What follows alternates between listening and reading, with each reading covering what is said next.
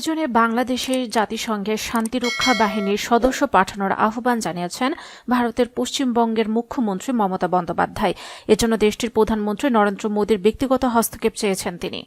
সোমবার বিধানসভার শীতকালীন অধিবেশনের প্রশ্নোত্তর পর্বে মমতা বন্দ্যোপাধ্যায় এ বিষয়ে কেন্দ্র সরকারের নীতির সঙ্গে সহনীতি অনুসরণ করার কথাও ঘোষণা করেন।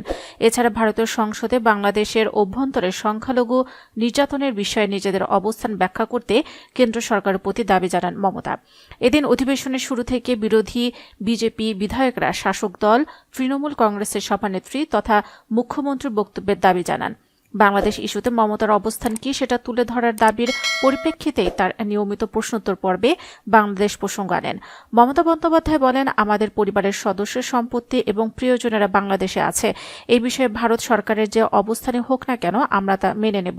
তবে বিশ্বের যে কোনো স্থানে ধর্মের ভিত্তিতে নির্যাতনের আমরা নিন্দা জানাই এবং কেন্দ্র সরকার ও প্রধানমন্ত্রীর কাছে এই বিষয়ে হস্তক্ষেপের আবেদন জানাই। বিধানসভায় মমতা প্রস্তাব করেন, প্রধানমন্ত্রী না পারলে বিদেশি মন্ত্রী এই বিষয়ে সংসদকে জানাক। তিনি বলেন, এমন ঘটনা ঘটে চললে আমাদের লোককে ফিরিয়ে আনতে চাই।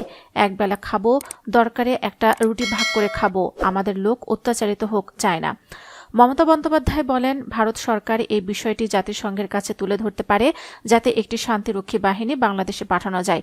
বাংলাদেশের পরিস্থিতি নিয়ে ভারত সরকার পুরোপুরি নীরব।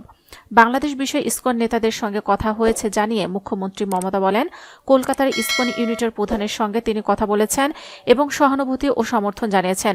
এদিকে বাংলাদেশের সঙ্গে সব ধরনের বাণিজ্যিক সম্পর্ক বন্ধের দাবিতে ভারত বাংলাদেশের গুরুত্বপূর্ণ স্থল সীমান্ত পেট্রোপোলের অবরোধ কর্মসূচি পালন করছে বিজেপি। সোমবার দুপুরের পর পেট্রোপোল এলাকায় বিজেপির সমর্থকরা একত্রিত হতে থাকেন। সেখানে অস্থায়ী মঞ্চ তৈরি করা হয়েছে। দুপুরের পর সেখানে বক্তব্য রাখেন বিজেপি নেতা ও রাজ্যটির বিরোধী দলীয় নেতা শুভেন্দু অধিকারী।